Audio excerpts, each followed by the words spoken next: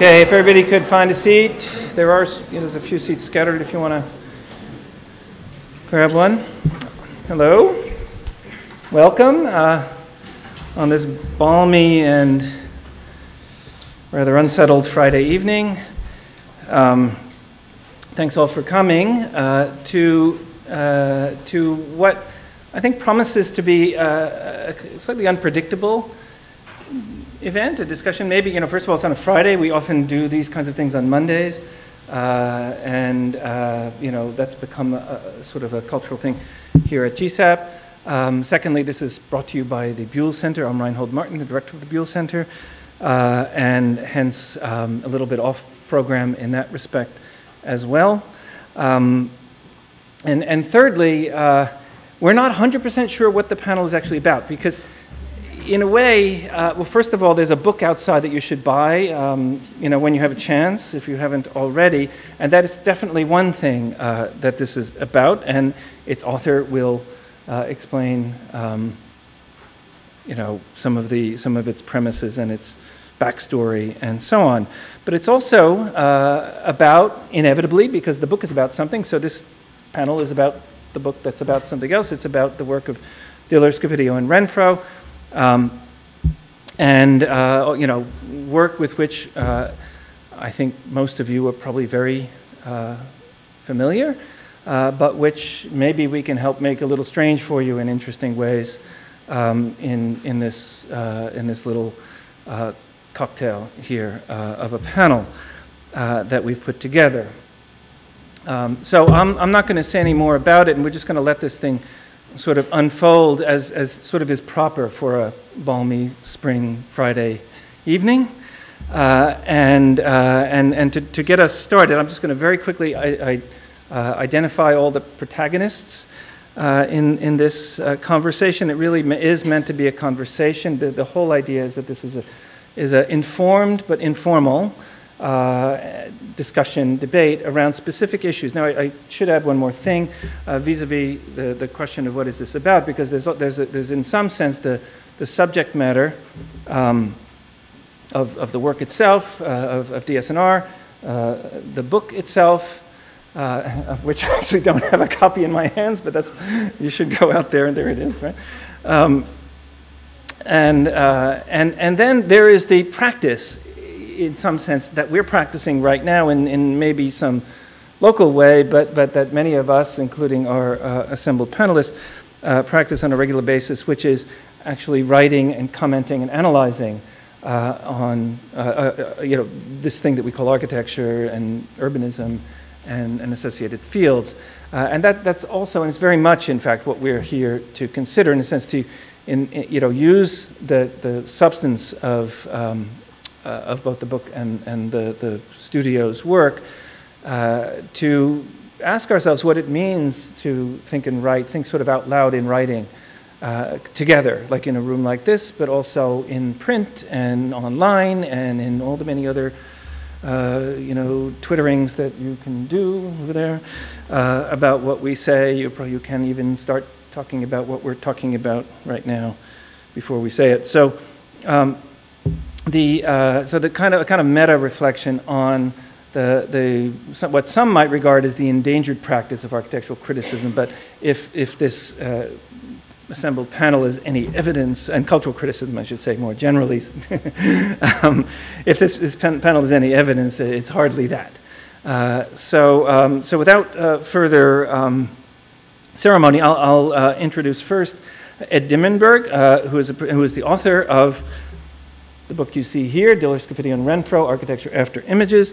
He's also a professor of film and media studies, visual studies, and European languages and studies, a lot of studies, at the University of California, Irvine, and the principal of Dimendberg Consulting, LLC. He's the author of Film Noir. Ed's work is, among other things, very well known as film scholarship. Film Noir in the Spaces of Modernity, 2004, and the co-editor of the Weimar Republic Sourcebook, the University of California Press of 1994, and then, of course, this most recent book. Listed on the program, but seated in the audience is Elizabeth Diller, who, as you know, is a founding principal of Diller Scofidio and Renfro, the subject matter of this book, and Liz is going to, in a sense, maybe let us know privately or publicly, we'll see, about what she thinks about the thinking about her work.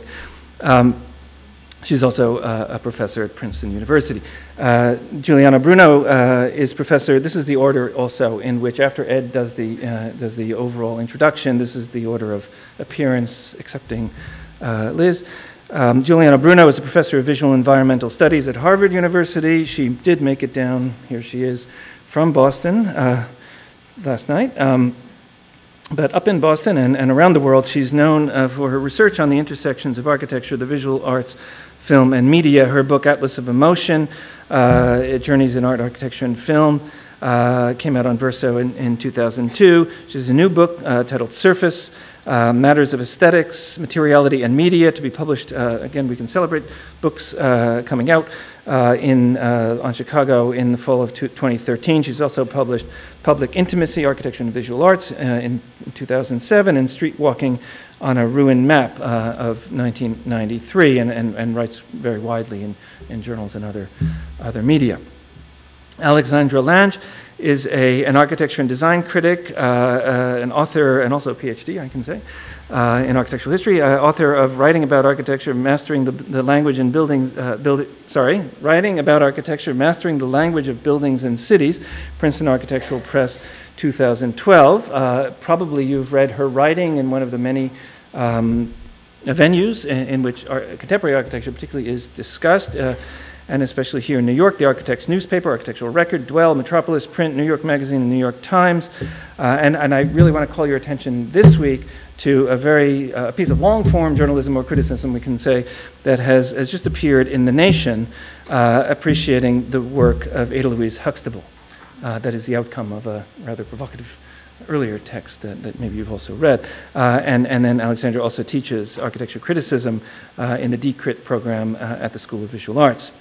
And then finally, Michael Sorkin, the principal of Michael Sorkin Studio in New York City and the director of Graduate Urban Design program at the City College of New York. I think in that capacity he would like me to invite you to the Lewis Mumford lecture by Marshall Berman next week at City College week after next at City College. What is it, Thursday the 2nd, right? Okay. See? A little service. From 1993 to 2000, he was professor of urbanism and the director of the Institute of Urbanism in Vienna at the Academy of Fine Arts. He has also taught here, downtown, Cooper Union, Yale, really, everywhere there is to occupy important chairs and and to provoke, which is really a very important and necessary role. And Michael lectures widely and is the author of many articles which have been read by many of us, and I'm sure many of you too, for both professional and general publications. He's currently contributing editor Architectural Record in Metropolis, and now we can say also The Nation, right? Also, you might have recently heard that. His books include Variations on a Theme Park, Exquisite Corpse, Local Code, Giving Ground, edited with Joan Kopchak, Wiggle, monograph on the architecture side, on the studio's work, or I should also say urbanism side. Some Assembly Required, Other Plans, The Next Jerusalem, and After the Trade Center, edited with Sharon Zukin. Forthcoming are, how do you have time to do this? Weed, AZ, and Work on the City, among others. But Michael has made the time to join us here, over which we're really thrilled. In fact, we're thrilled to have everyone here, and I'm especially thrilled to hear from Ed about what really went into this quite, I think if you take a close look, quite different, unusual, and perhaps groundbreaking piece of work. So, Ed Dimendberg.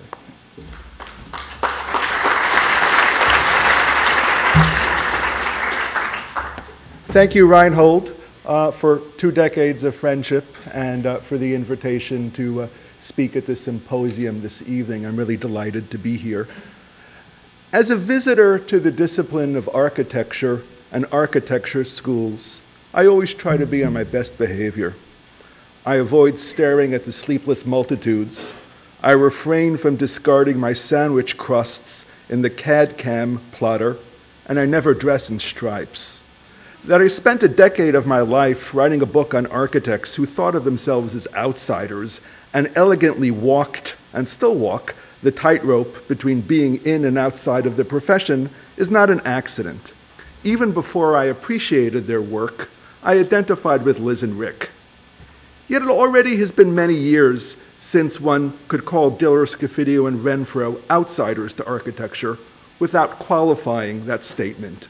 Today, their impact on the field has, I think, been too substantial, and the list of their appreciative clients is too long. Similarly, I recognize that my own position as an outsider to architecture, the stranger that Georg Simmel described, probably has shifted after the publication of my book on the studio. And indeed, if I continue writing books about the built environment, as I hope to, I will need a better cover. It has always seemed to me that the openness of architecture to people with different intellectual backgrounds, even at the cost of granting a hearing to cranks, ranters, loonies, I'm probably somewhere among them, and the occasional bona fide genius, constitutes its great strength, the insulation against the dullness that creeps into many fields in the humanities. The best conversations I have had in universities have always taken place in architecture schools with their faculty and students. I may be destined to be a disciplinary nomad, yet I know an oasis when I find one. And let me talk a little bit about how I came to write the book on Diller, Scofidio, and Renfro. I first heard of the studio in the early 1990s. Liz was hired at Princeton in 1990. I began hearing about her studios there a couple of years later. I first met Liz in 1994 when she did a performance of a piece called Overexposed in Los Angeles. Fast forward to 2003 when the studio had a retrospective at the Whitney Museum of Art here in New York. I wrote an essay for the catalog to that show, and it was around that time in 2003 that I decided I was going to write a book about the studio.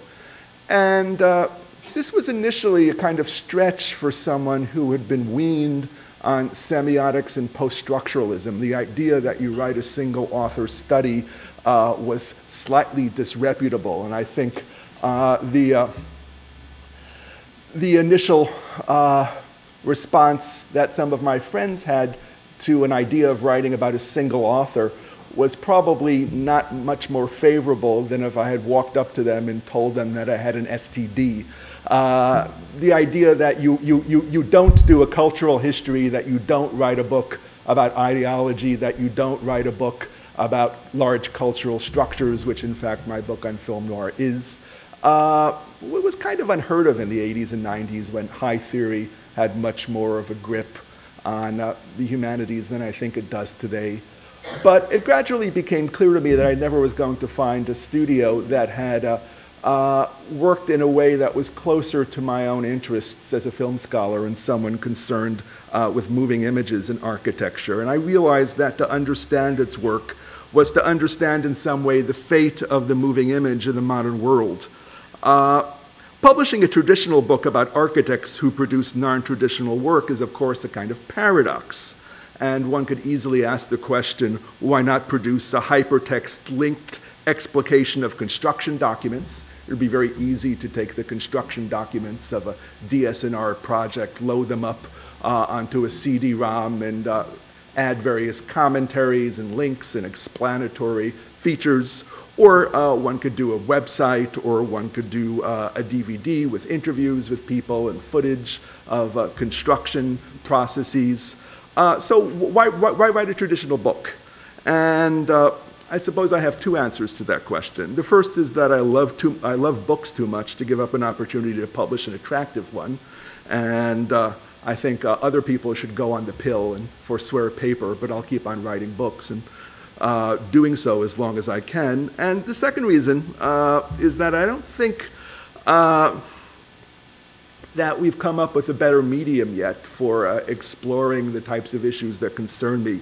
Living in an age of media transition, I believe that the traditional book, which doesn't move and changes minimally, still provides the best means of assessing cultural developments.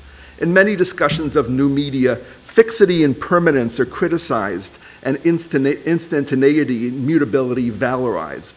No blog or website need ever be left behind. My own view is that it takes considerably longer to absorb and understand new ideas than most discussions of new media acknowledge.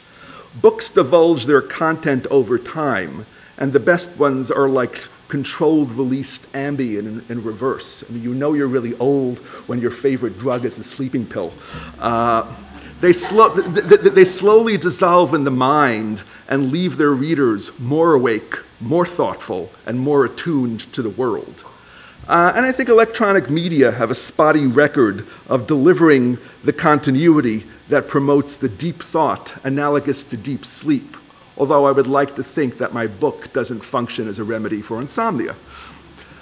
A scholar must acknowledge a point of view and not dupe readers into believing they are obtaining a view from nowhere, a thoroughly objective account uninflected by beliefs, interests, commitments, and the age in which the scholar writes. My point of view on Diller Scofidio and Renfro is that the studio has more successfully integrated media and culture into its practice than most other contemporary architecture offices. Its work can be appreciated as a cultural commentary on our age, enjoyed as an aesthetic experience, or appreciated for its technical ingenuity. I believe the legacies of semiotics, cultural studies, minimalist and conceptual art, and experimental architectural practices of the 1960s and 1970s have found their clearest expression and most significant realization in the work of Diller, Scofidio, and Renfro of the past 4 decades. And admittedly, this is a bold claim, but it's one that undergirds the story of my book, and I'll leave it to readers to decide whether or not they find it convincing. Although I never have disguised my admiration for the work of Diller, Scofidio, and Renfro, I have been somewhat surprised by some of the early responses that the book has elicited. People seem most curious about the involvement of the studio with its publication, so let me talk about that initially. Despite clearly explaining in the introduction that the volume was not sponsored, I continue to be asked how many copies the studio has committed to purchase. The answer is none. Nor did any suitcases, alas, full of unmarked bills turn up on my doorstep. Publication of the book was paid for by its publisher, plus a $1,000 subvention that my university contributed. The research I completed was supported by travel grants. Rick Scofidio read the manuscript and corrected technical errors. Liz Diller may one day actually finish the book if she can overcome her dislike of reading about herself. Believing that architects should not pay too much attention to what is written about them, I find myself in the strange position of hoping, and I say this only partially in jest, that she does not read it. Indeed, I don't really think of myself as a critic. I'm not really interested as a writer in having people take action or do anything because of what they read by me. I don't think of myself in the Ada Louise Huxtable, Michael Sorkin, Alexandra Lange tradition. I think of myself as a historian. I'm always somewhat nervous when people say that my work inspires them to do something. My point here is that the studio never attempted to influence my interpretation of its work. What you read in the book is what I wrote and what I believe. Gradually, it became clear to me that there are not many books on contemporary architecture studios published in this manner, and that mine, which I hope is simultaneously scholarly, critical, and yet sympathetic, is a rare species. One might even say an endangered species, without a dedicated preservation program, sort of like the pandas without the Chinese government. In today's rapidly contracting architectural publishing environment, a subvention provided by a studio is usually a given, lest the book lose money or the scholar be unable to afford to write it. Indeed, the situation is no better on the side of the scholar, and anyone who tries to complete a multi-year research project on contemporary architecture should expect to rack up credit card debt. And I would hope that the situation at one point changes and it becomes easier, whether through grants from organizations like the Graham Foundation or more fellowships, for people to write about contemporary practice and to do so in longer formats than the article or the blog, and that more books about contemporary architectural studios are published. I think this would be a positive contribution to the contemporary conversation. Another assumption I encounter is that I wrote the book to burnish the historical representation of Diller, Scofidio, and Renfro, and to assure its place in the architectural firmament. That the studio did well and is doing well without my book does not seem to assuage the proponents of this view. They call me an uncritical sellout, a true believer, a panderer, a Cooper Union Princeton mercenary, the scholar as harlot. And to them I say, I love it when you talk to me that way. I believe it is impossible, in fact, for scholars to control the reputation of architects. Siegfried Gideon tried to accomplish this with Le Corbusier, yet never pulled it off. Corbusier's subsequent reputation fluctuated for reasons completely unrelated to Gideon's praise. Even a negative book, such as Robert Caro's biography of Robert Moses, was unable to destroy Moses, as the comeback he is making suggests.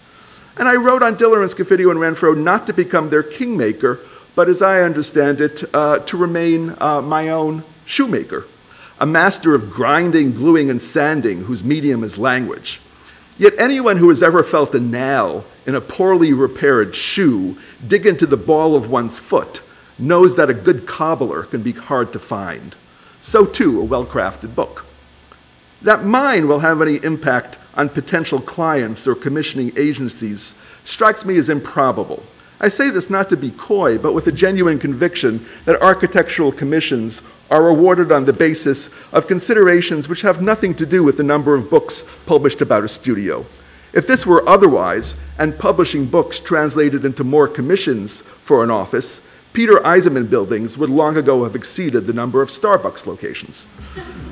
Clearly, my book will be read by scholars, students, and architects. Architects may well derive lessons from it for their own practice, which I could never imagine or never intended. Some reviewers will decide I got the story wrong or that I was too soft in my judgments, even though I've never really understood my role, as I've suggested, as that of critic. In the field of film studies, where I earn my keep, film criticism and the legacy of the Siskel and Ebert thumbs up or thumbs down that aids the moviegoer to decide whether to see a film has had, I think, a decidedly negative intellectual effect. I have no hesitation in admitting that I wrote the book to share my admiration of the achievements of the studio and to suggest their importance. Yet this is hardly an original position, and not one that seems to me quite the same as advocacy or activism. Will the studio win, or would it have won more competitions because of my book? I think not. I consciously decided not to write a biography, but a study of the work of the office. Gore Vidal once observed that although all history is gossip, the trick is knowing which gossip is history. There are anecdotes in the book, yet it contains very little through line about Diller Scofidio and their colleagues, and Charles Renfro, of course, as people. If it tries to attain some distance from the cult of personality, I mean, I suppose there's still a kind of semiotic, post-structuralist deep core to my thinking, and that I'm interested in analysis rather than biography. So if it maintains some distance from the cult of personality that often permeates contemporary architectural discourse, it maintains equal distance from the platitudes of high theory. You will find no interviews with Rick Scofidio's high school teacher, Liz Diller's college roommate, or Charles Renfro's significant other, yet also no mention of Guy Debord in the book. My own formation as a scholar has always led me to study the features of narrative and genre so as to understand the type of story I am writing. And I think I've come to the point where I understand that I'm always writing some type of story, and the best you can really do is try to become conscious of the genre in which you're working. One strand of my book suggests the genre of the Shakespearean romantic comedy, in which true identities are only revealed at the conclusion. Diller and Scofidio begin with a distanced relationship to architecture. By a series of adventures no one could possibly have predicted, they discover that they are architects, that they can build and retain their integrity and explore their interests.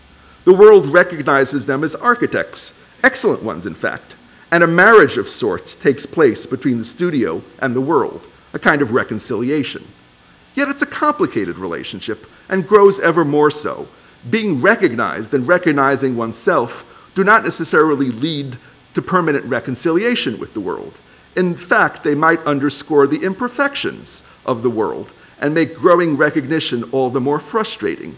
This also belongs to the story about Diller Scofidio and Renfro that I have sought to tell. Yet there is another, equally powerful, rhetorical strand in my book.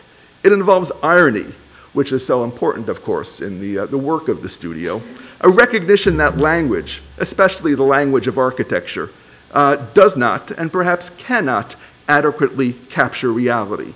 Try as one might, the distance between intention and effect cannot be entirely overcome. No amount of reflexivity, self-criticism, or epistemological theorizing prevents architecture from slipping away, eluding one's grasp. Form can never be wielded as if it were transparent, an instrument wholly at our disposal. It speaks us more often than we speak it. Much of the architecture of Diller Scofidio and Renfro suggests this lesson, which I have tried to incorporate in my book by recognizing the provisional character of my account and what will surely be its rewriting by other scholars. I argue that Diller Scofidio and Renfro do not evade engagement and action, and that irony feeds their design work, that we cannot perfectly act in the world and not perfectly know the world is a flimsy pretext for not making commitments. Liz, Rick, and Charles and their colleagues understood this long ago, I think, and is one of the reasons I admire them as much as I do.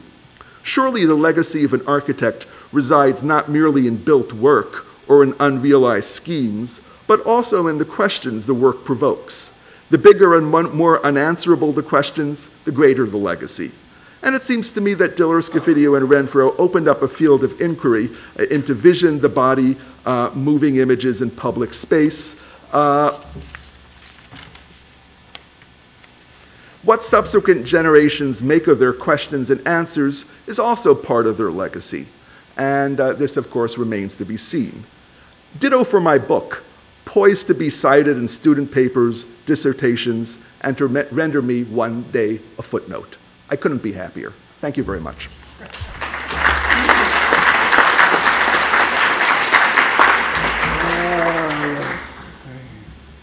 Okay, so just to let you know, the sort of name of the game here is that these folks have actually, they have read the book, but beyond that there really is no script.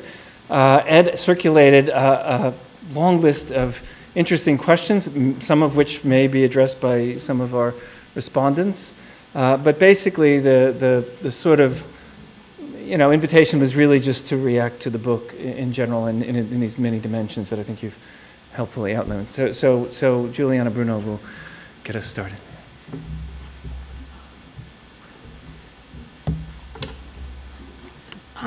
Thank you very much,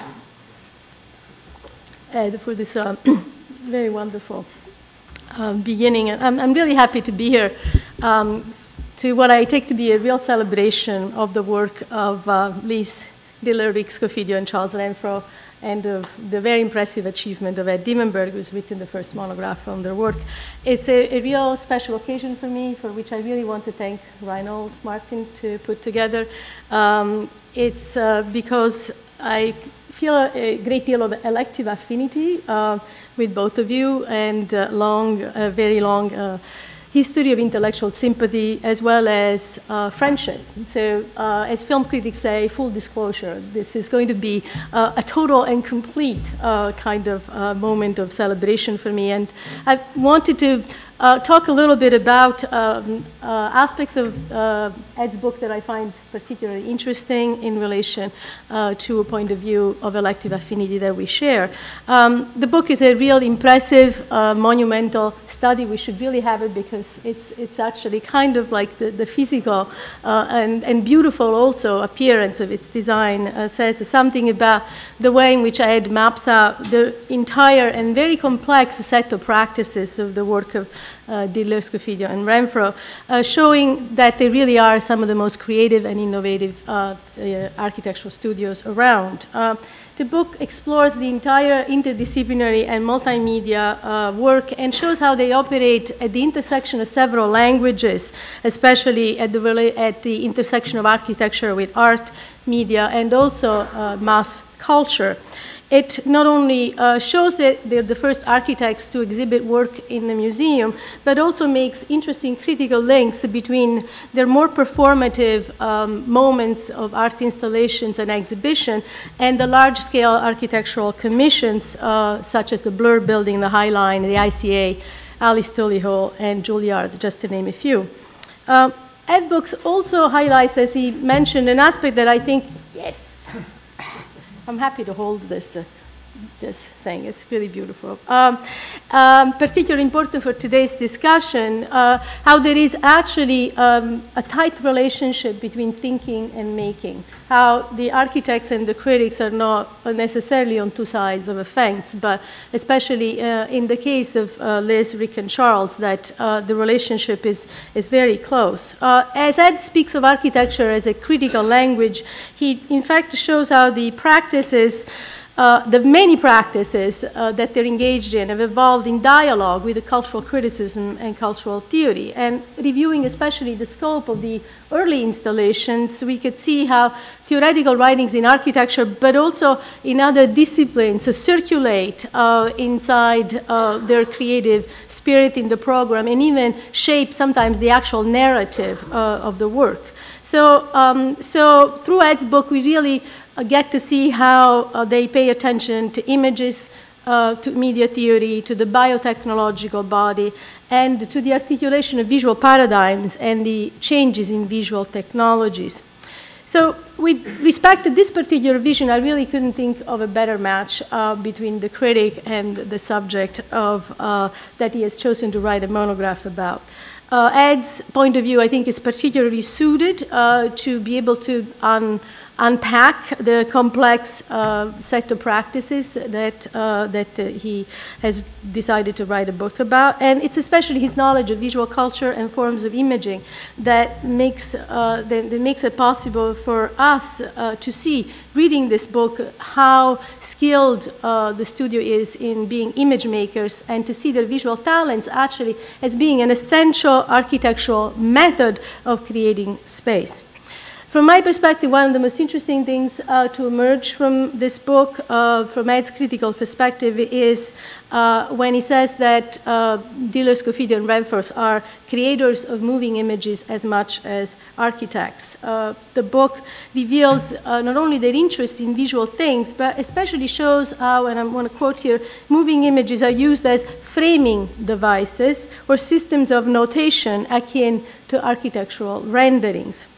To speak of architects as creators of moving images says something important beyond the scope of the work of Diller, Scofidio, and Renfro. It says something about the state of contemporary culture and criticism at large. It means to acknowledge the role of architecture in making images and vice versa, showing how deeply architecture participates in visual culture.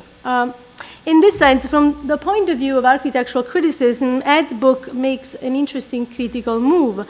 It takes us decidedly away from the kind of linguistic, even if you're attached to those semiotic analogies that used to constitute architecture criticism, and from a kind of textual attachment that used to mold approaches, including deconstruction, in making and writing about architecture. Featuring Diller, Scofidio, and Renfro means to highlight the role of the visual and technological performance in the creative and critical perspectives of our time. Ed's book makes clear that architecture and architectural criticism have been moving closer to becoming not just a visual language, but a form of visual culture thinking. The book also shows how architecture interacts with other mediums. For Ed, practice is a kind of architectural criticism that has very wide open eyes, and in particular he brings to architectural criticism his very deep knowledge of the language of cinema and his engagement in film and media theory. This is, I think, particularly important when writing about Diller, Scofidio, and Renfro, because they have an investment in film and media, and for a long time they've made spaces as well as installations in public spaces that also even make recurrent use of screens. Many works of the studio really put us in a position of being constantly in a kind of surface encounter that involves the surface of the screen. I remember the time when we met in 1994 at the Getty at one of the first conferences on architecture and cinema, when you, Liz, actually showed Overexposed and performed the film in a very interesting voice. This was a wonderful work that in fact took the surfaces of a building and made them come close to the actual surface of the screen, and in a kind of surface encounter of translucency, made the point of how building and cinema, how window and frame can be connected, creating a kind of surface tension of media. Flash all the way forward to the ICA in Boston, to the media room, cantilever media room of the Boston ICA, which is one of my favorite places to take my students, actually, where I like to sit. The studio actually there, as you know, framed the kind of sea view and put it in relation to the computer screens that face it, the large window. And in that way, wall and screen actually come to get conflated, and they become both mediatic surfaces, but also surfaces that mediate encounters in different ways, creating a kind of atmospheric cinema. There is always a kind of public dimension, as Ed has also mentioned in the works, which is probably epitomized in Facsimile, one of the works that I think is both Ed favorites. From the way you write about it, I think you really like it. Although you say you don't express a lot of opinions, it seems like it. And it's one of my favorites too. A large screen was made to project outward interior images of interiors outward, and it was actually made to scroll mechanically along the surface of the building. A number of questions emerge from these works, which are interesting not just for architecture criticism. The design asks the critic to think what is to really be learned from the cinematic history of projection, and can we fashion it for the future? There is a kind of suggestion here that the memory of film exists in space and can be reimagined and reactivated in space. So what I see here in this encounter, in the surface encounter, is the future of images as well as the future of architecture in public space. Given the nature of these practices, it's important, therefore, to make use of a transdisciplinary lens and of a kind of cinematic eye, as Ed Book does, because his monograph opens important questions in this way regarding the language of architecture criticism. What happens when one writes about architecture from the inside and the outside at the same time, or when one is, as Ed just put it, a disciplinary nomad? I think, as this book demonstrates, the hybridity of the point of view is a vital sign of critical life. It works to open up a kaleidoscope of different perspectives and only this way one could really account for the multifaceted aspects of a practice that is as visually rich as that of Diller, Scofidio, and Renfro. It's through a wide-angle cinematic lens that we can read through this multimedia work, revealing the complexity of the way in which the architects view, frame, and modulate space. Ed claims that the practice of Diller, Scofidio, and Renfro is to be understood as an architecture after images. I'm very interested in this idea of the after images because it is a relationship in time as well as in space, as he puts it, and it means something like along the surface or close to, in the sense in which, as Ed puts it, architecture is never too far from sight. So this is not just a matter of exhibiting how architects use images, but to show how they think through and along with them. It is an architecture after images also because, as Ed puts it, and I want to quote here, images no longer document buildings, but investigate the visual and spatial realities of the present, as ambitious cinema always has, end quote. So understood in this sense, film and media are very far from being simple accessories in the practice of Diller, Scofidio, and Renfro. They're coming close to constitute analytic tools. The architects explore the visual form of moving images, pushing the limit of that form as a way of reading, building, and transforming space. And ultimately, one may argue, and this is pushing the point, so we'll see if this agrees with it, that the moving image is even a kind of generative language of architecture, while in turn the work questions deeply the space of moving images in our contemporary screen and public culture. Ed uses visual methods to read the spatial realities of the present, but does not shun away from history. Quite the contrary. We just heard him define himself as an historian, which is an interesting, way of putting it. In fact, this book is, I think, a real book of architectural history. Ed moves chronologically and historically, guiding us through the extraordinary inventive architecture of imaging of Diller, Scofidio, and Renfro. The monograph offers more than a reading of their imaginative work because it provides an extensive analysis of the studio's process of building visual space. The book is very attentive to citing the work in geographic terms and to making us feel its material existence in space as well as in time. It offers the reader a very careful documentation of the work in all of the creative phases. So unlike textually based architecture criticism, which may stop at the interpretation of the work as a text, Ed's monographs accounts for the context and is especially attentive to the means as well as to the modes of production. It enables us to follow the vicissitude of all the projects and also to know in detail some of the ones that were unrealized. In this sense, I think that this book really affirms the importance of history for the future of criticism.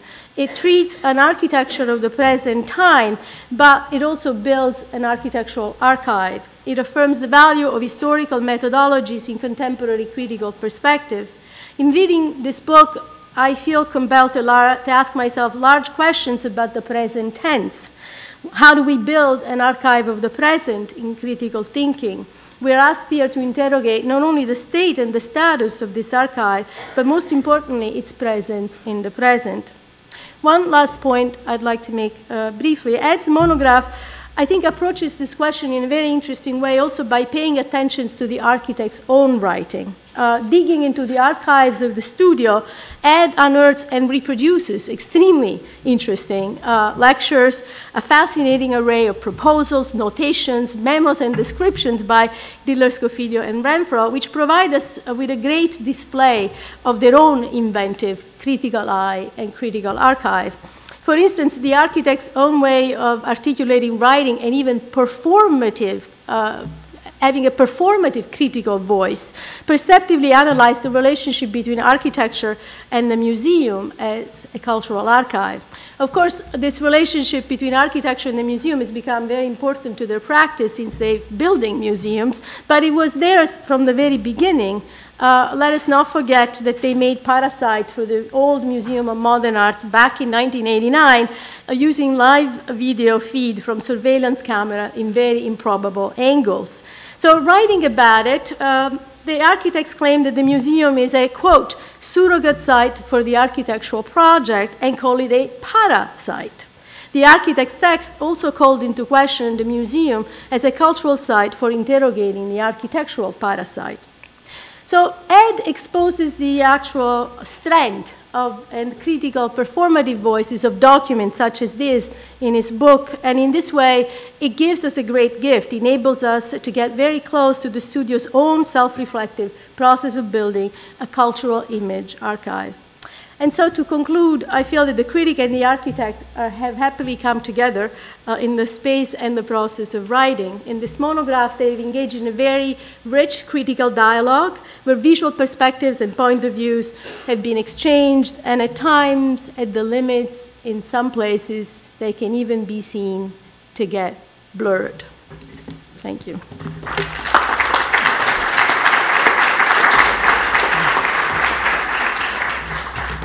Blurred. Alexandra.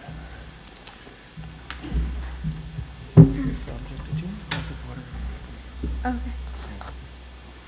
Hi, thanks so much for inviting me. I think the last time I spoke in this auditorium was when I presented my dissertation at the Buell colloquium. And so, like any good student, I actually did read all of Ed's questions, and I picked a few that seemed most pertinent to my own practice and to my reaction to the book. So the first two questions that I responded to are seemingly contradictory. Just what is the role of architecture books in an age of media surfeit? And as archives and databases of all sorts become increasingly available online, how will this impact the role of the writer as intermediary between the reader and the architect and urbanist? And I have to admit, as I read this book, I found myself itching to get my hands on the archives. I've recently written about a number of initiatives by museums and archives to get their holdings out to the public, the Cooper Hewitt, sorry, I'm blanking, the people that make the Dieter Rams shelving, and also the Indianapolis Museum of Art, which currently has an NEH grant to digitize all of the archives of the Eero Saarinen and Alexander Gerard designed Miller House in Columbus, Indiana. I had the opportunity to visit both the house and the archives last week, and the holdings are one of the most complete accountings of the design, decorating, and landscaping of a modern house that I've ever seen. In addition to the archive, the museum has also photographed the contents of the house down to every last pillow in the famous conversation pit, making it possible for anyone to assemble an online vignette with a letter about the upholstery, a file folder full of Jacqueline R. Larson samples, and an image of the completed chair. And then they can post them to their blog, or go to the house and share an image of all of the above on Instagram. So that process to me suggests not that we are after images in architecture, but that images have become all-consuming. And that online research, databases, and archives make it so easy to put things together that we might think we don't need interpretations of a verbal kind. But I think that's in simplification. We still need an interpretation, a narrative of that 1, 2, 3 slideshow, because it is not entirely obvious in many cases what went on between those artifacts. There's more to the story, connections to other letters, to other chairs, and to other decisions that have been made off stage, even to other architects' and designers' work. But I think those interpretations need increasingly to be made in the form of the essay, and will likely be published online themselves. When I read any book now, I see it as a starting point. This collection of images has been made, these projects have been selected as the most important, but as soon as I finish it, I want to tinker under the hood. The section of this book that I'm still thinking about, the part about Elizabeth Diller's teaching at Princeton, I want to see all of her syllabi and to learn more about the performative directions that she gave her students. There's a great section in the book where she talks about how they should be absolutely prepared for their final crit presentation, that it is a performance and should be treated as part of the work. And having sat through a number of crits, I know that rarely happens. If Diller, Scofidio, and Renfro's archives were online, I could jump right over there, pull out those syllabi, and blog about them myself. The idea of being camera or stage ready at all times, even in school, has become somewhat of a commonplace now, but I don't think it was then. I never thought as a writer that I'd have to do half so much public speaking. It's the influence of TED and also ubiquitous cameras. If that teaching was happening now, we might also be able to click through to those student presentations and make our own slide deck of the syllabus, student work, and the presentations thereof. I read Ed's interpretation of those events, and I want to offer my own. Similarly, he talks about the multiple targeted PowerPoint presentations of, I think, 15 slides when Diller, Scofidio, and Renfro was selling Lincoln Center's renovation plans to various constituencies. PowerPoint is our new archives. If it were my book, I would have gone deeper into just how much changes depending on who you're presenting to. I wrote Writing About Architecture, my book on criticism, in hope that it might allow architects and the users of architecture to engage in better dialogue. So those PowerPoints seem to me exactly an example of and a place to see whether or not that worked. What I think about this impulse, which is by no means only my own, means for books. is that they need to be fleeter, shorter, and more networked. Success may be seen in the future not as having the last word, but in how many other strands of thought you provoked. In opening an archive up for interpretation and beating a path through the files, since most people don't realize how many dull files you have to page through in order to find the gems, the book becomes a starting point, an expression of interest, so that other people may also express their interest. What is problematic is that too many architects, particularly after they're dead, only get one book. You get it wrong, you leave too much out, and that's it. The publisher won't touch that subject again. So we need more books that are smaller books. We need archives to get grants for more writers to work simultaneously rather than competitively. And we need to figure out either how to make it cost-effective to put more images into books, or publish books without images and with accessory websites, sites that are designed to let you explore and link and click through even vintage PowerPoints. The other question that interested me in the long list was, how do photographers, graphic artists, website designers, editors, or others who are not themselves engaged in writing shape contemporary discussions of the built environment? Archives, as they go online, do need editing. The Indianapolis Museum of Art is digitizing the entire contents of the Miller archive, but they're simultaneously publishing a daily Tumblr with their best recent finds. And many people really don't want to get any deeper than that Tumblr. And as we have more digital archives, we're going to have to start talking about the interpretive motives of tags, of finding aids, and so on, as more people start mucking about with archives they never touch and never encounter a librarian. But just as important as that question is, as we start to make our own narratives online, acknowledging the role of photographers and, more recently, renderers. Because who is really looking at architectural drawings online? It's much easier to skip to the presentation versions. We're seeing the beginning of some of this interpretation with recent books on Ezra Stoller and Balthazar Korab, but I think there's a lot more to be done with the history of architectural photography. For a practice like Diller Scofidio and Renfro's that did so much ephemeral and installation work, I would have liked to hear more about the photography of that and how those artifacts have been saved. Ed writes that Diller Scofidio were unhappy with how some of their older work looked at the Whitney retrospective. Why, and what did that have to do with images? You also write that the Blur building was basically impossible to photograph, which was part of the point. I would also guess that the ICA rates high on the most Instagram sites in Boston, and what could that mean? Meanwhile, something like the Slow House was distributed through a few very frequently reproduced and highly evocative images. I was in an undergraduate architecture program in the early 1990s, and I felt the shock of past recognition looking at the progressive architecture cover with the Slow House that's reproduced in the book. I saw that project and the ideas of the screen as were very influential on the graduate students who were teaching me then, and thus on my generation of architecture students as well. Today we encounter so much more architecture in this same way, usually through rendering rather than hand drawing. So how does that change the experience? How does it feel as an architect to be interpreted in that way by someone else? I would think that both Ed and Diller Scofidio and Renfro themselves would have something to say about that. And I believe we need to start talking about the renderers sooner rather than later. And on a final note, since Reinhold brought this up in his introduction, the much discussed end of criticism, I would say that I personally am bullish on architecture criticism in the age of Twitter. At a personal level, it's working for me.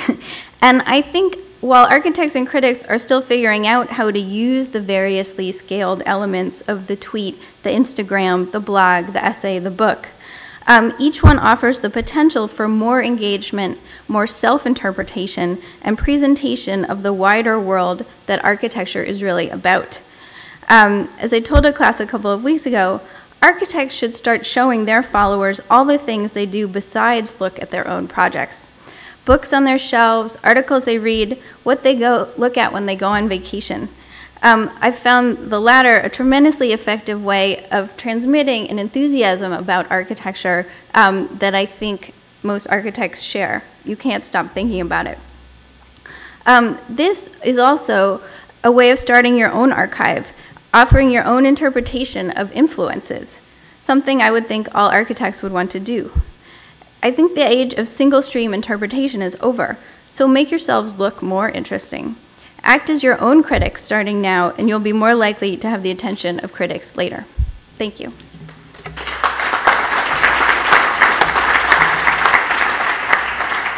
Professional advice at the Buell Center Colloquium, yeah. Okay, thanks, and Michael.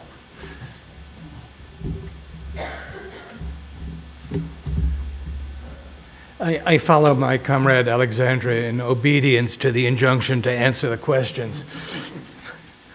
I assume that Ed titled this panel and his book, Architecture After Images with Some Malice Aforethought.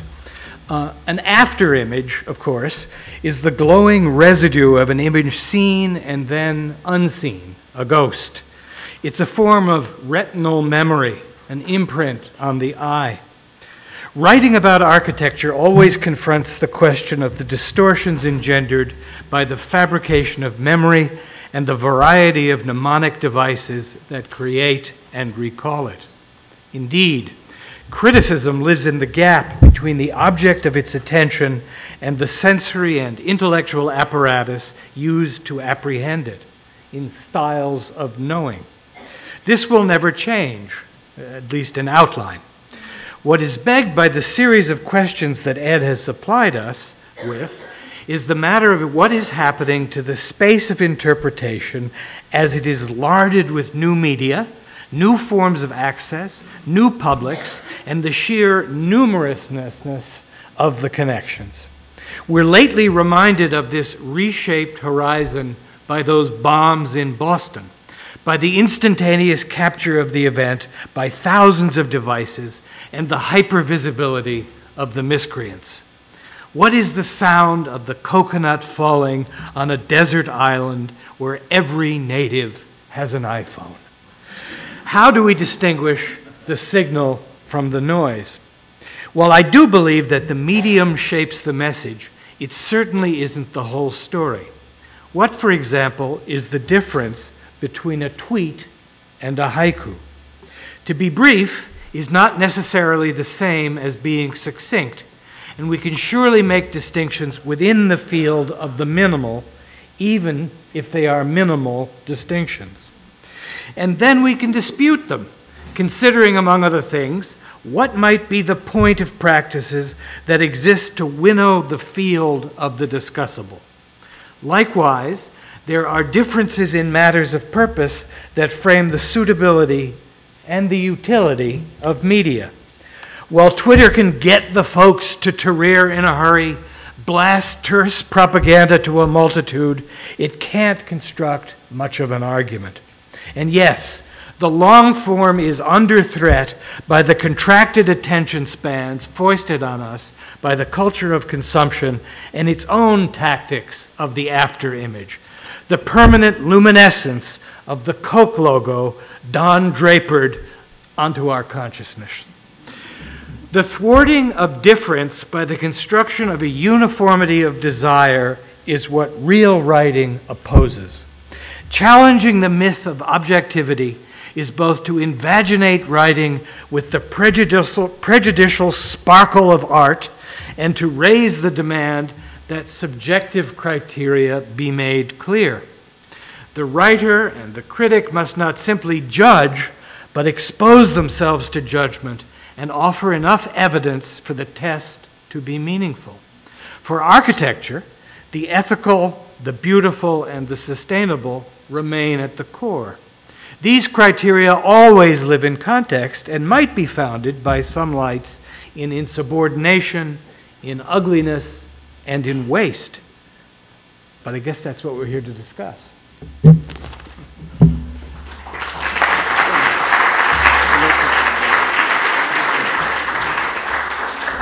Okay, here, come to my conversation pit.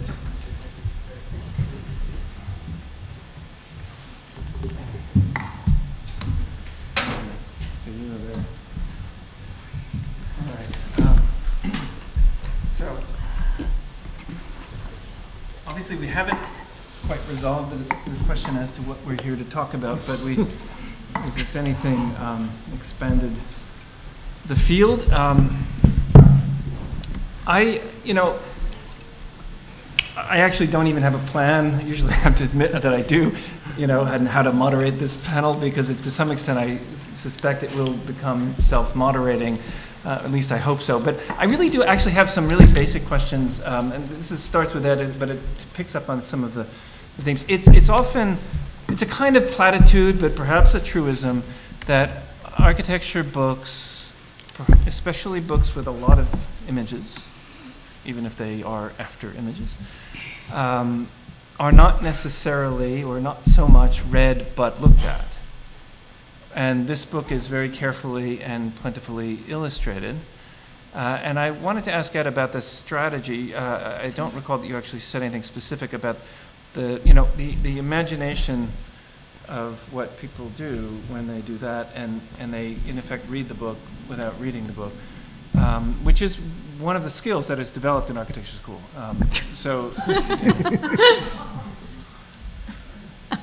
A couple of responses. I think when I was working on the book, at some point, I really found myself surprised by just how much work was involved assembling the art program. Because I wrote the book and I was working and analyzing certain images, but I didn't have images for other objects, and I went back and tried to find them in the DSNR archive. And there was a lot of toing and froing and shoehorning and difficult decisions to be made. And I don't think I was fully prepared by the completely additional layer of work that was involved, because I thought at some point that, well, I wrote the book, I got the words down, so my job was over. And in fact, my job had in fact only begun, because I had to select images, and I had a very finite amount of images, and I was playing a kind of cat and mouse game with my wonderful publisher, the University of Chicago Press. The contract I signed for the book initially specified 50,000 words, and I think 50 images, and the book is published is 93,000 words and 100 images, or 101 images. So it's almost twice as long as specified in the contract. And it was difficult selecting the images. It was difficult setting limits. I mean, that was one of the really hard parts about the book. And when I get praise these days, the first thing people invariably tell me, which is, it looks beautiful. And I think that's absolutely correct, and I think the publisher did a wonderful job designing it. I hope at some point people will get around to reading it, and to think that the arguments are compelling as well. So I think architecture books to answer, and architecture presentations to answer Reinhold's question, always inhabit this double world of having a visual dimension, having an element of seduction. And I think one of the lessons I learned from studying the work of DSNR is that there's no architecture without seduction. And this is a legitimate role of the architecture. The architect has to be a seducer. The architect has to get the client enthusiastic. The architect has to get the client excited. And I think this is good. I think this is a legitimate function of architecture. I don't think it's the only function.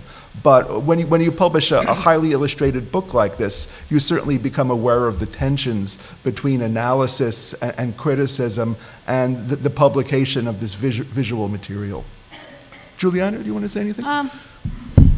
Sure, I agree with that. There's nothing, not only there's nothing wrong with seduction, but the actual aspect of still holding a book as a tangible object, as something that has this capacity to exist in space as an object, as well as a piece of writing, and the two being connected, to a certain extent even demands that we have that that relationship to it. And I don't find it to be a deterrent, maybe because I'm not in architecture schools, to reading. In fact, to me, this relation between text and image, for the way in which I think about my books, is very, very important. I mean, I often think about spaces and images before I write, and they are to my mind, in a very tight connection. The other point that I'd like to make is that it seems effortless, but it isn't. I think Ed is absolutely right, is that everyone assumes that these books are just beautiful because they're about architecture, but it's the work involved in selecting, thinking, and also imagining that religion is huge. And I think actually this is one of the things that's becoming even harder as we inhabit the digital age. I found in writing my last book on Surface that it was a lot harder to get images and to get permissions than it was years ago. So that this whole proliferation of images everywhere, this idea that the image is a commodity that exists everywhere, is in fact completely counter to the actual impossibility that a critic and a scholar has to get the rights to images these days. It took me a year of work just to be able to assemble this, and I'm sure the same was true for Ed. One should also say that not because one writes about architects this is any simpler. It was interesting to me writing about different architects to see how different architecture studios keep or don't keep their image archives, what they have, what they don't have, what they're willing to give the critic, what they actually really don't even know it exists there. And so it's actually interesting, in a sense, game, and sometimes you find out that they really have no control over the way in which their work is being imaged, that the copyrights is held by photographers who want a ton of money for that image, which a scholar cannot afford. So what, in response also to what you were saying, what gets into these books is also part of a labor and a process that is about selecting, editing, and is about will, and is about strength, and willingness to actually really, to really wanting to do it. And it's becoming more and more difficult as, as the images circulate on the internet. I think people feel that because they can be taken from everywhere, the one time you actually ask for permission, you don't get it. I actually have it's almost the inverse question. This starts with Michael, but maybe proliferates also about another aspect of, this is maybe the sort of academic form of twittering or tweeting, which is known as the blurb. And since Michael blurbed the book, and it's also the kind of thing that, when one picks up things like this, it's like retweeting. I mean, we could say that Michael Sorkin retweeted this book and in some sense marked it as, I can tell you exactly, can I quote? Really? With sympathy, precision, and insight, Edward Dimendberg elegantly maps the topography of the practice and practices of Diller Scofidio Renfro. Their work, at once lush and austere, theatric and theoretical, is a singular exploration of architecture's expanding field in which the scrupulously effective meets the pleasure principle with uncanny results for both art and use. This is a project of pioneering intelligence, engagement, authenticity, urbanity, and form, with which I think we all would agree. Nevertheless, there's a format and a form and a genre that is encapsulated, I think, rather elegantly. It's hard to write these things.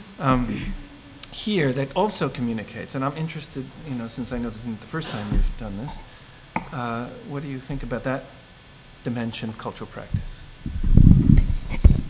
Yeah, unlike Ed, Liz gave me 2 grams of cocaine to write that.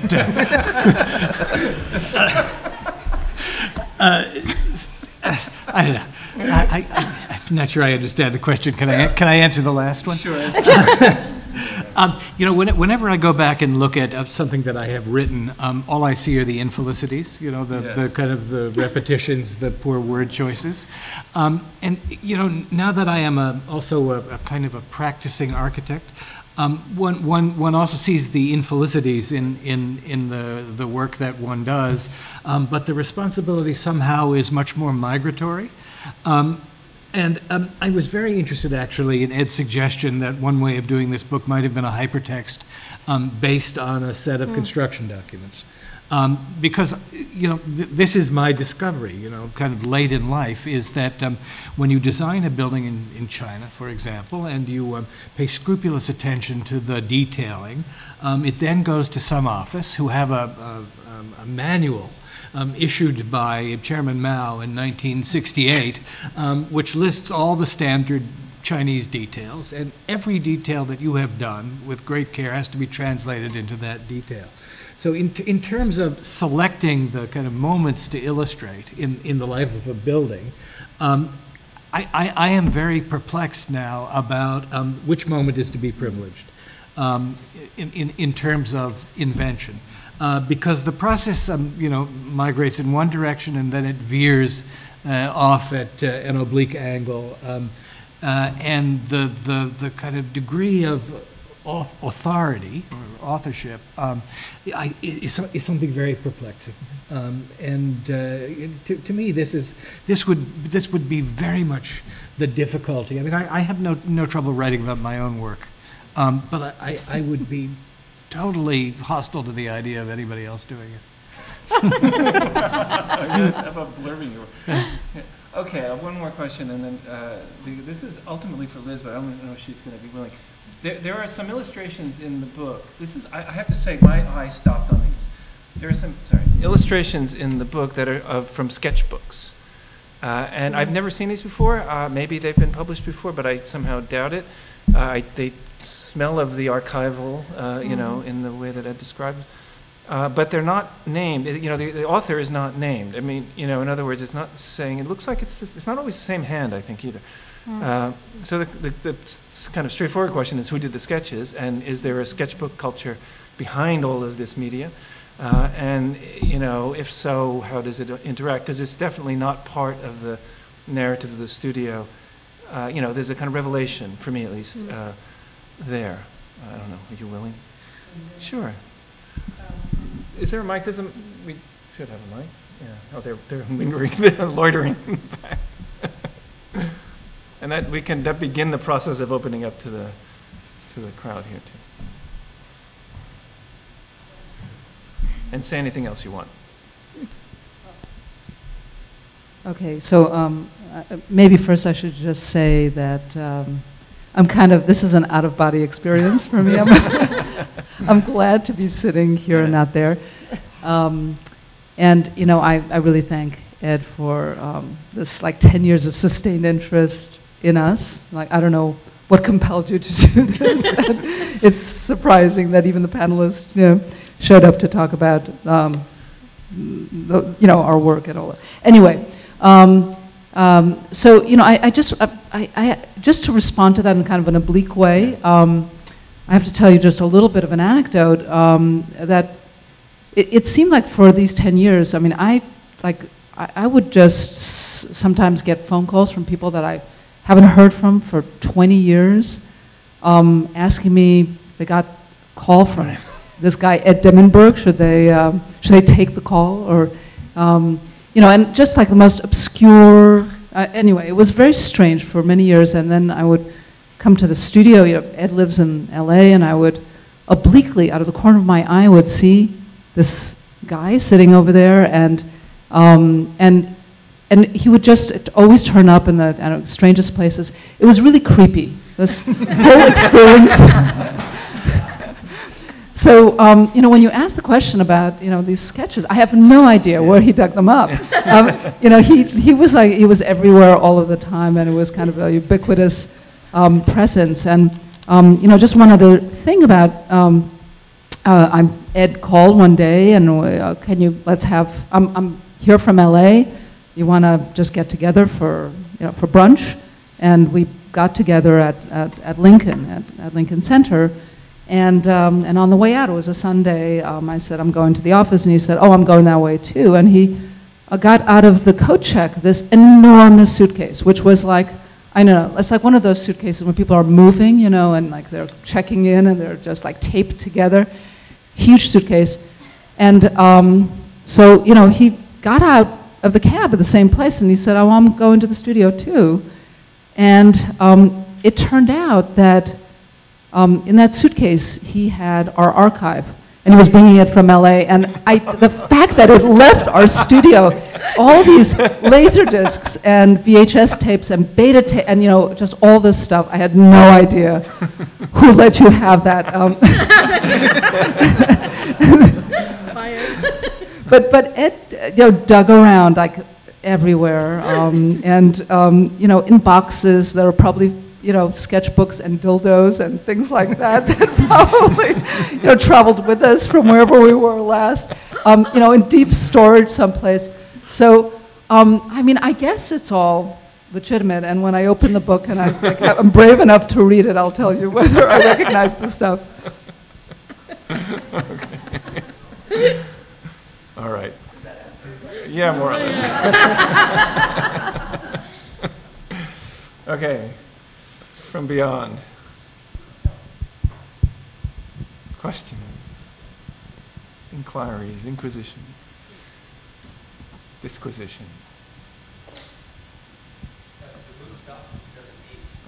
Yeah, that's a good question. It's a good question. So, yeah, a lot has changed since 2008.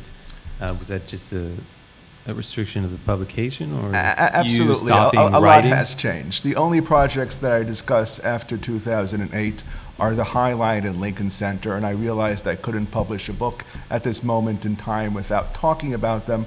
But at some point around 2009, 2010, I really had a kind of crisis about the book. I mean, it was really the only moment that I became incredibly depressed about it. And the reason I became incredibly depressed is I was going into the studio fairly often. I was coming in from California to do research, and every time I walked into the studio, there was always some new interesting design. There were always these new interesting models. There were always competition entries that were being prepared. And I realized at one point that if I ever was going to finish the book, I had to ignore these.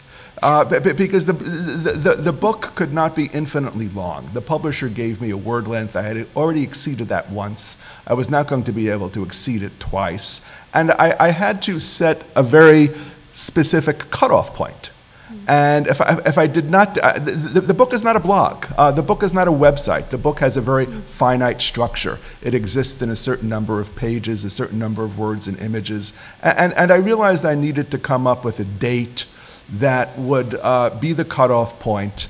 And 2008 struck me as a cusp in the history of the studio. The work was changing at that point. The studio was getting commissions from Brown, from Stanford, from Columbia. The work was moving in a different direction. And I also had this architectural insight. It was probably the only moment in the book where I really thought that I was an architect. And I was always thinking about that wonderful comment that Charles Eames makes in his lecture on design, where he says design involves working with constraints. And the moment I realized that the fact that my book ended at 2008 was positive, and it was a constraint that would help me actually finish it, I cheered up and I finished the book. So it was actually a very useful lesson, and I think I understood from that the types of constraints that architects face all the time, that they can't make a project infinitely expensive, it has to fit on the site, it has to have some relationship to the client's program. So yes, I hope that the book will have other editions, that I'll be able to treat more recent work, but it was really only by setting that type of cutoff date in 2008 that I was able to finish it.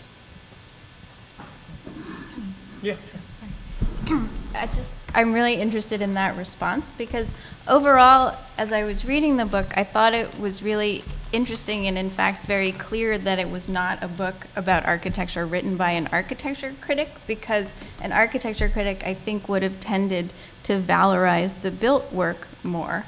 And by cutting it off in 2008, you sort of allowed yourself not to talk about more of the built work, and that choice actually has an interesting kind of flattening effect on all the work. I mean, you're valuing it all the same way and treating it all seriously, even treating some projects that, you know, could be described in some context as failures because they weren't built.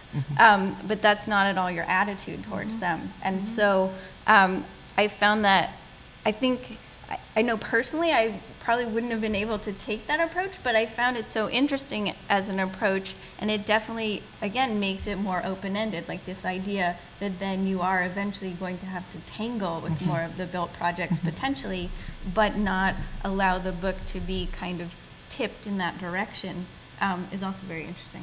I truly regret not being able to analyze the plans of Lincoln Center in greater detail. One of the first reviews of the book criticized it for not having enough construction drawings and plans, and I think that's an absolutely legitimate criticism, and one that was necessitated by the pressure I had to include images. Did I include plans or did I include photographs? And in most cases, I opted for photographs. So, yes. I hope that my book will be useful for critics. I hope that my book will be useful for people who approach the work of Diller Scofidio and Renfro with extremely specific interests, with advocacy in mind as activists.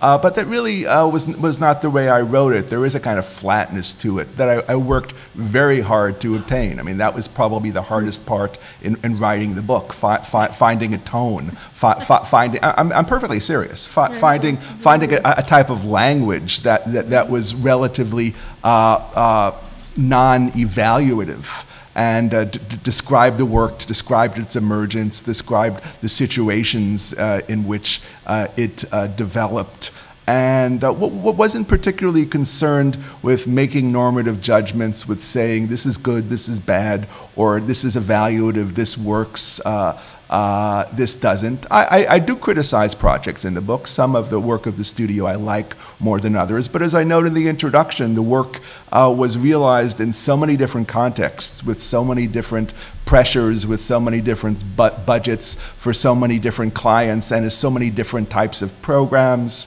museums, restaurants, books, housing projects, that it's very difficult to compare. So I think I understood my work in some way. There's this wonderful book by Krakauer where he writes about history, and he says the historian is really like a filmmaker. The historian works by alternating between close-ups and medium shots and long shots. So, you know, part of what I tried to do in the book was to write it mostly in long shots. I do move in for a close-up once in a while, but I'm very much concerned with the landscape of the project, with how the individual project fits into what was going on in the studio and fits into what was going on in architecture and the culture at the time. And you know, a different book probably would have had more close-ups.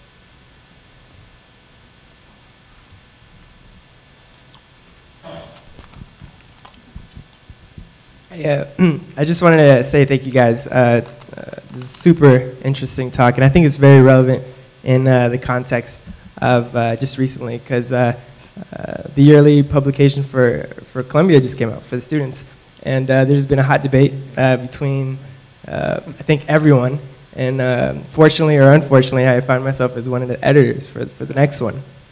And so this debate between the book, and in our case, this year was the first year the book was actually an application that could be viewable for devices and PC. And I find it interesting because I think I'm seeing... you should explain the controversy. The controversy? Yeah. Just for fun. All right, sure.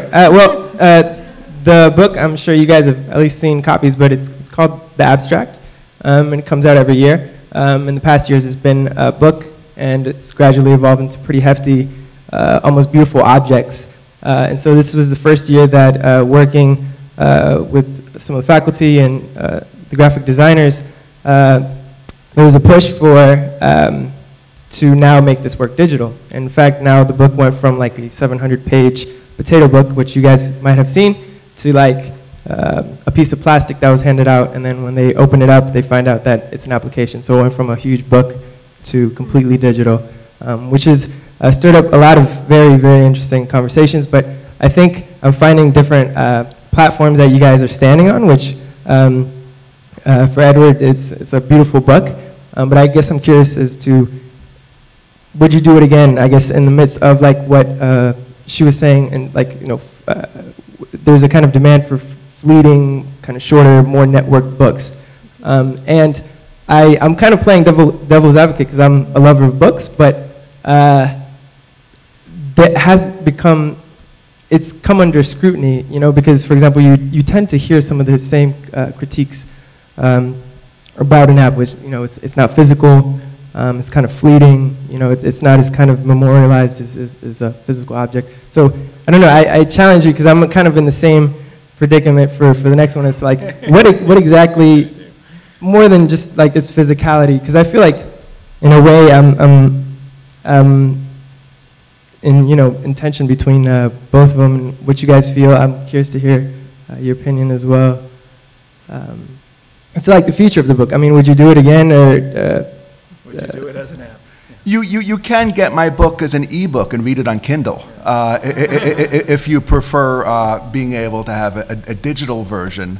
I think the internet is great. I think it's absolutely wonderful that people can produce publications and put them on the net, and anybody anywhere in the world, in Brazil, in India, in China, in Europe, has access to them instantly. And I think it's really, as we know, revolutionized communication and revolutionized scholarly exchange. My problem with that development is that I really worry about its permanence, because standards and platforms are changing so often that there's a very good probability that the website or the publication you put online now won't be readable by people 20 years from now, or even 5 years from now, because standards are evolving so quickly.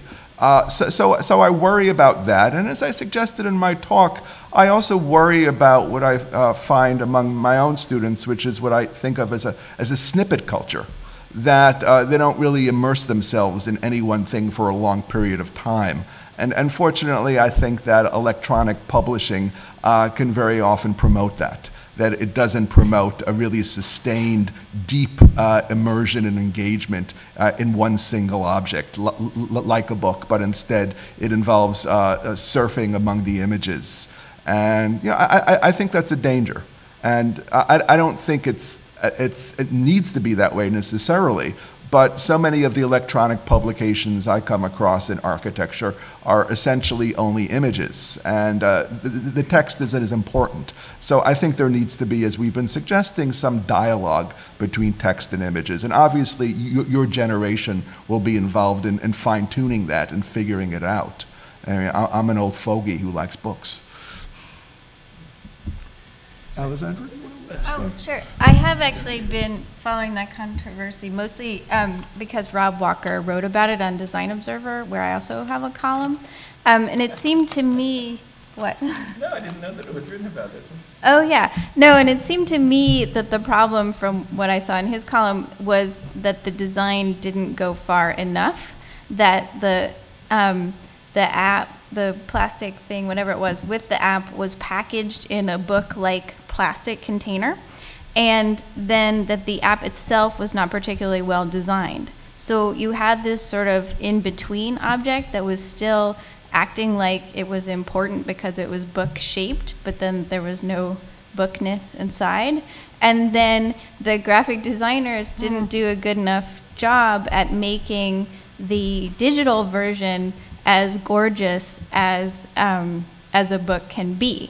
And I think, I mean, yes, there are problems with platforms and they're changing, but I mean, we're also in the very early days of digital publishing, and I don't see anything in the platform, in the medium, that means it can't be good for reading. I mean, I know so many people who now carry their Kindle everywhere they go, and I know that my book, in fact, has sold much better on the Kindle than it has as an actual book. I think it's helpful to have a book in stores, but then I think a lot of people go home and just buy it because it's cheaper. So I think we're actually going to see more of a dual publishing model where you have this sort of beautiful object that maybe is, they just send 3 of them to the 15 architectural bookstores there are in the country at this point, and everyone else buys it on the Kindle, and maybe that wouldn't be so bad, but it needs to be beautiful in both cases.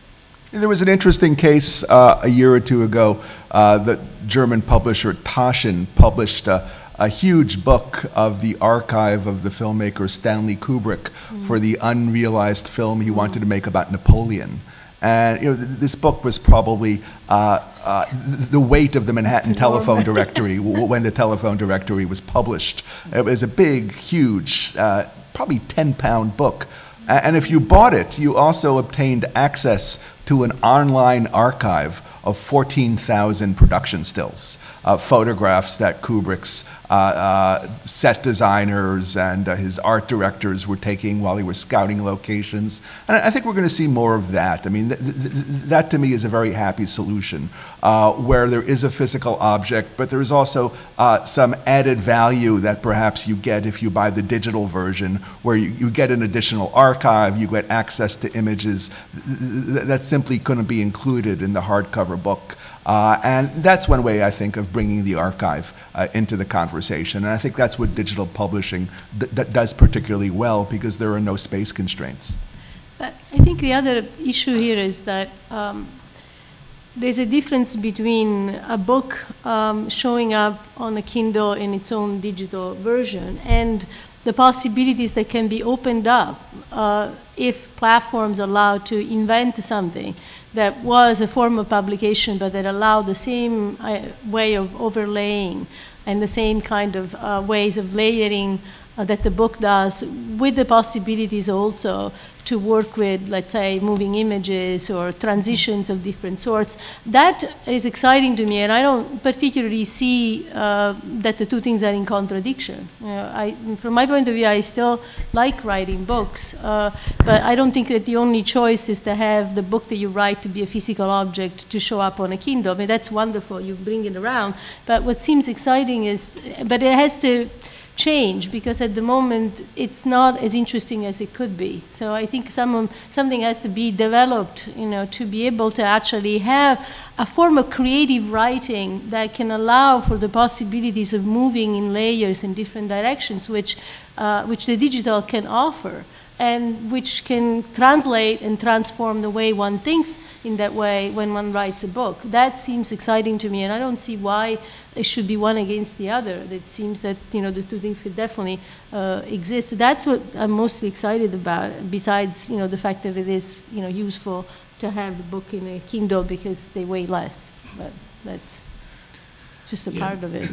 No, I'm certain that in 5 years, intellectual historians are going to look back and recognize and record this kind of trope of adjudication that comes up at panel discussion after panel discussion. Which is it going to be?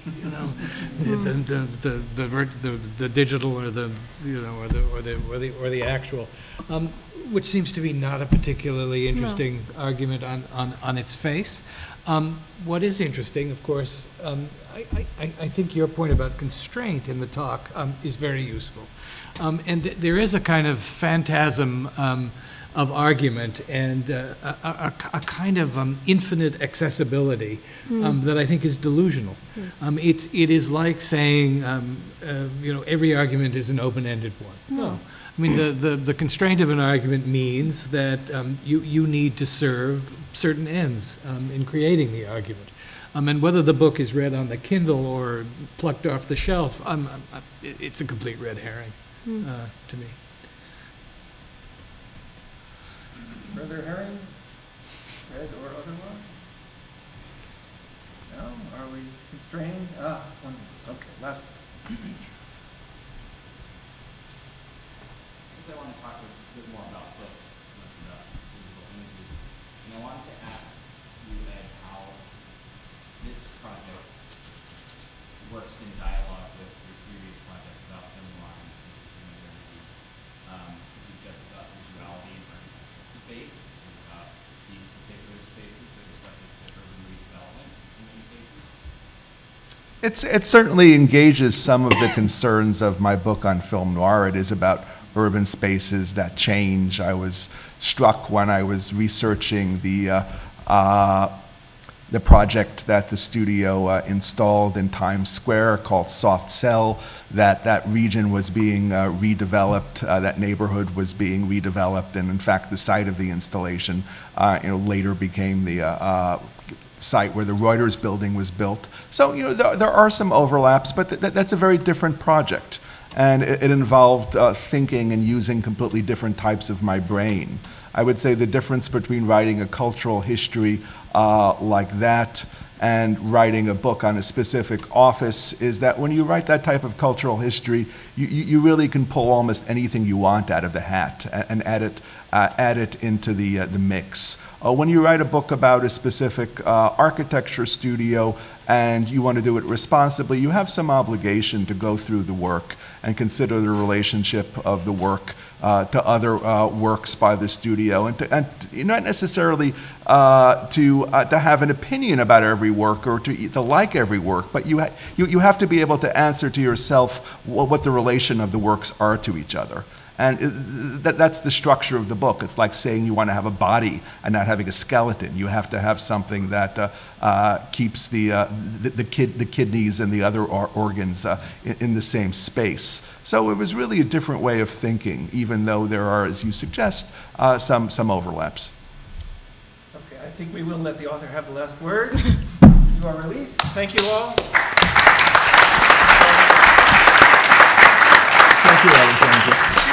It was great.